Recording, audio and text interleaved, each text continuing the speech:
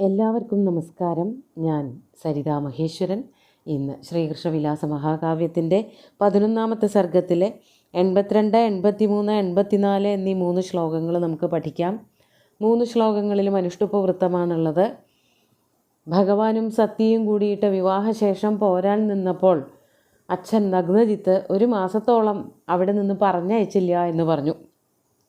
അതിനുശേഷം എങ്ങനെയാണ് ദ്വാരകയിലേക്ക് വരവുണ്ടായത് എന്നാണ് വർണ്ണിക്കാൻ പുറപ്പെടുന്നത്. ഇനിയുള്ള ഭാഗം വായിക്കുമ്പോഴാണ് അർജുനൻ എന്തിനായിരുന്നു കൂടെ വന്നത് എന്നുള്ളത് നമുക്ക് മനസ്സിലാക്കാൻ പറ്റുക. ഇനിയും ഒരു യുദ്ധം കൂടി വരുന്നുണ്ട്. വിവാഹ സമയത്ത് പ്രത്യേകിച്ച് അർജുനൻ്റെ ആവശ്യമൊന്നും ഉണ്ടായിരുന്നില്ല എങ്കിലും യുദ്ധസമയത്ത് ശ്രീകൃഷ്ണന് വളരെ വലിയൊരു സഹായം അർജുനൻ കൊടുക്കുന്നുണ്ട്. അതായത് യുദ്ധം ചെയ്യാൻ കൂടുന്നതായിട്ട് കവി പ്രത്യേകം എടുത്ത് വർണ്ണിക്കുന്നുണ്ട്. നമുക്ക് ആദ്യം 82ാമത്തെ ശ്ലോകം നോക്കാം.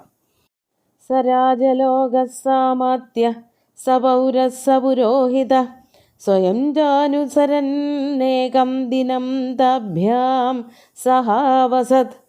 ആദ്യം പദച്ഛേദം പറയാം.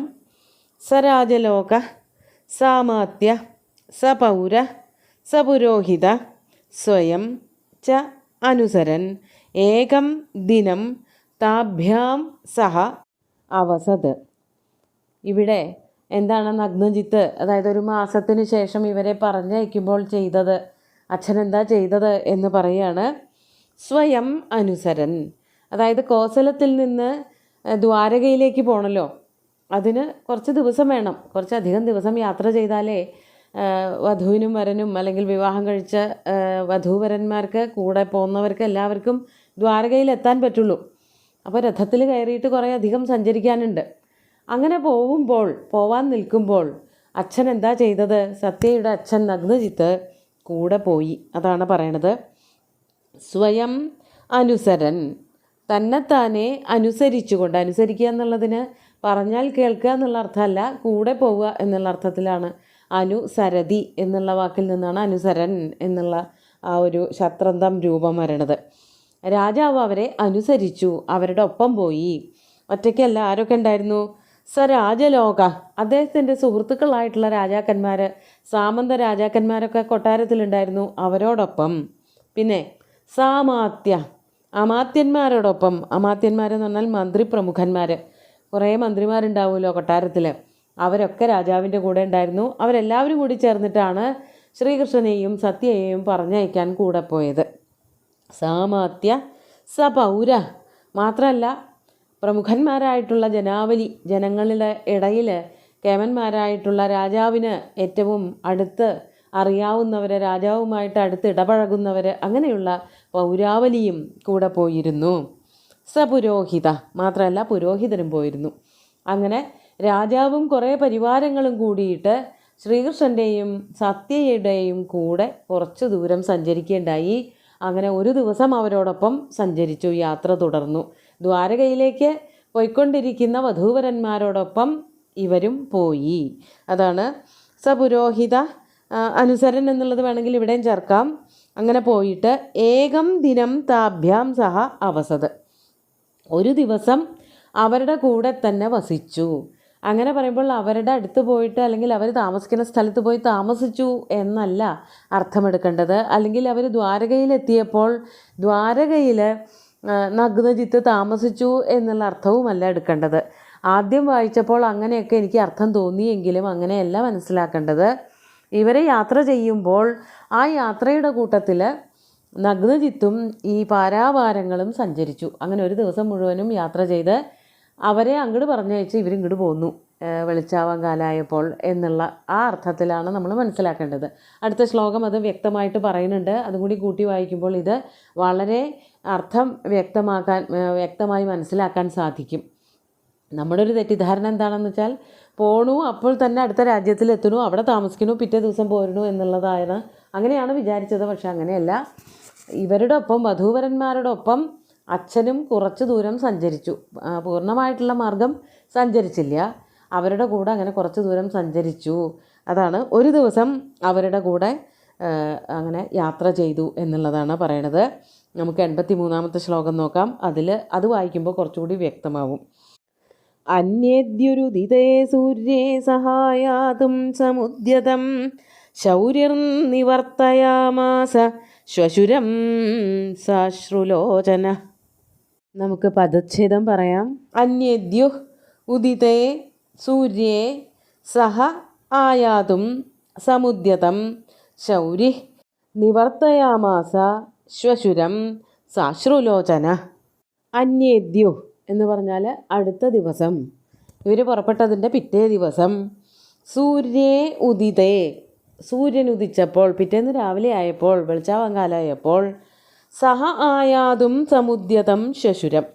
സഹ ആയാതും ഇവരോടൊപ്പം, ശ്രീകൃഷ്ണനോടും സത്യയോടും അർജുനനോടുമൊക്കെ ഒപ്പം ദ്വാരകയിലേക്ക് വരാൻ പുറപ്പെട്ടവനായ ശ്വശുരം. സമുദ്യതം എന്ന് പറഞ്ഞാൽ അതിനായിട്ട് പുറപ്പെടുക, ഞാനും കൂടി വരാം, ദ്വാരക വരെ ഞാനും കൂടെ വരാം എന്ന ഒരു മനസ്ഥിതിയോടുകൂടി നിൽക്കുന്നവനായിട്ടുള്ള തൻ്റെ ശ്വശുരനെ, ഭാര്യാപിതാവിനെ ഭഗവാൻ എന്താ ചെയ്തത്? സാശ്രുലോചന, കണ്ണീരോടുകൂടിയിട്ട്. സാശ്രുലോചന ശൗരി, കണ്ണുനീര് നിറഞ്ഞ കണ്ണുകളോട് കൂടിയിട്ട് ശൗരി എന്തു ചെയ്തു? നിവർത്തയാമാസ, തിരിച്ചു പറഞ്ഞയച്ചു. അപ്പോൾ വഴിയുടെ മധ്യത്തിലെത്തിയിട്ടുള്ളൂ, ദ്വാരകയിലെത്തിയിട്ടില്ല. കോസലത്തുനിന്ന് പോരുകയും ചെയ്തു. ഒരു ദിവസം കൂടെ യാത്ര ചെയ്തു. എവിടെ ആണോ എത്തിയത്, യാത്ര ചെയ്തിട്ട് എവിടെയാണോ എത്തിയത് അവിടെ രാത്രി തങ്ങി.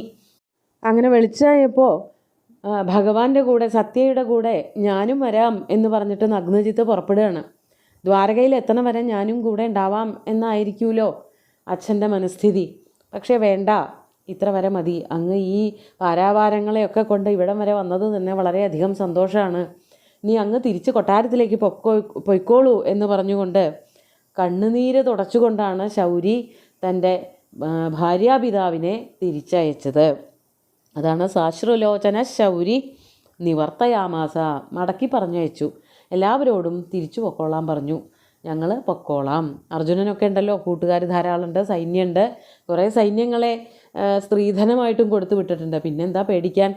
ബാക്കി കാര്യങ്ങൾ ഇടയ്ക്ക് കാണുകയോ വരികയോ ഒക്കെ ചെയ്യാമെന്നുള്ള ഒരു നിബന്ധനയോട് കൂടിയിട്ട് അച്ഛനെ തിരിച്ചയക്കുകയാണ് സത്യ, അതുപോലെ തന്നെ ശ്രീകൃഷ്ണനും.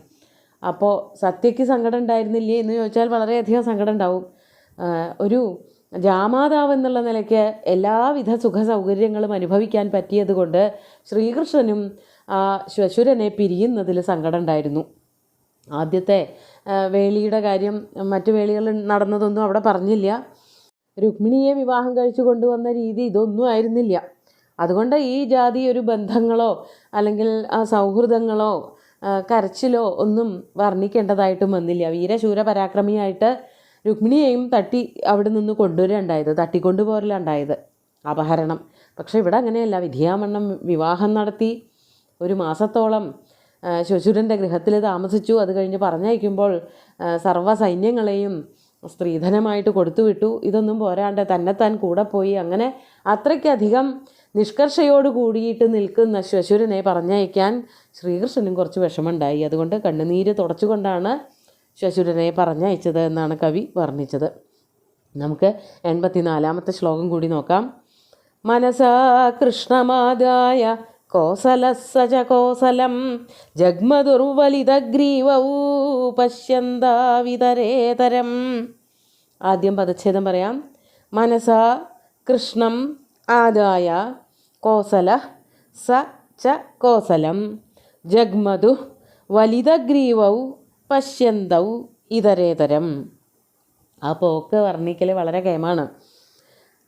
എന്താണ് ഉണ്ടായത്? കോസല മനസാ കൃഷ്ണം ആദായ കോസലസ, കോസലൻ എന്ന് പറഞ്ഞാൽ കോസലാധിപതിയായിട്ടുള്ള നഗ്നജിത്ത്, അദ്ദേഹം എന്തു ചെയ്തു?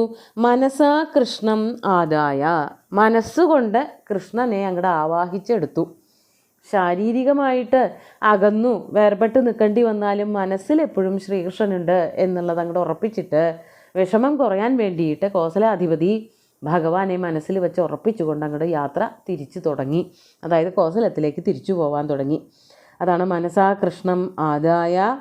അതുപോലെ തന്നെ കവി പറയാണ്, ശ്രീകൃഷ്ണന് കോസലനെയും മനസ്സിൽ കൊണ്ട് നടക്കേണ്ടതായിട്ട് വന്നു. അത്രയ്ക്ക് ഇഷ്ടപ്പെട്ട ഒരു ഭാര്യാപിതാവായി തീർന്നു നഗ്നജിത്ത്.